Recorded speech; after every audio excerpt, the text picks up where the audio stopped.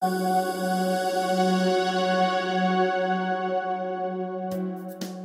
to adjust the rear derailleur. We'll be working with two adjusters, the limit screws and the barrel adjuster. First, the limit screws.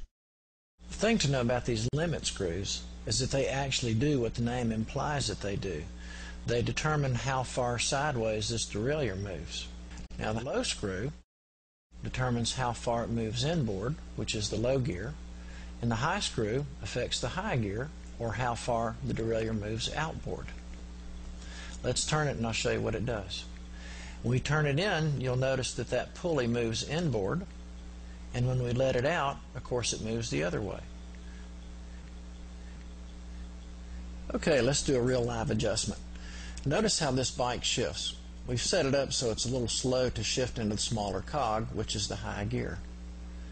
We want to alleviate that by adjusting the high gear limit screw.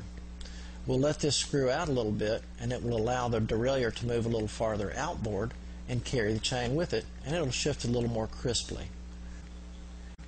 Now we've set up the derailleur so that it won't shift into the low gear or big cog. Just like we did with the high gears, we'll let the low gear screw out a little, and the derailleur will move farther inboard, carrying the chain with it and onto the big cog. Now here we've set up a scenario where the derailleur moves too far inboard. The problem here is that if the derailleur moves too far inboard, it will overshoot the cog and throw the chain into the spokes. So we'll prevent that problem by turning the low gear screw in. This will stop or limit the inboard travel of the derailleur and prevent it from throwing the chain off. You'll notice that when the screw is properly set, the top pulley on the derailleur will be directly below the center of the big cog. That's how you know when you've got the adjustment right. Okay, so let's go to part 2 of our discussion, which has to do with the barrel adjuster. The barrel adjuster affects any shifting problems that are going on in the middle range of the cassette. Here's how it's supposed to look when it's shifting right. You run through the gears and see if it shifts crisply, going down the range as well as up.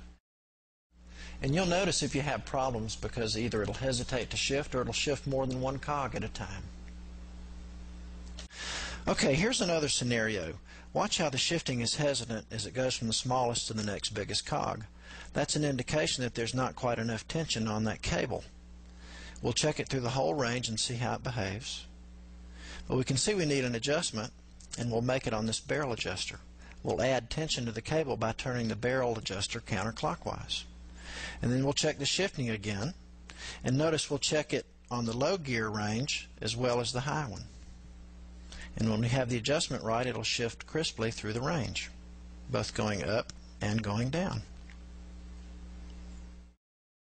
And here's our final check. We want to be sure that these pulley wheels are aligned with the cog that the chain is on. When the adjustment is right, that'll align in the high gear, it'll align in the middle gear, and that pulley will align with the biggest cog, which is the low gear. And when you've got those all squared away, you've got your adjustment.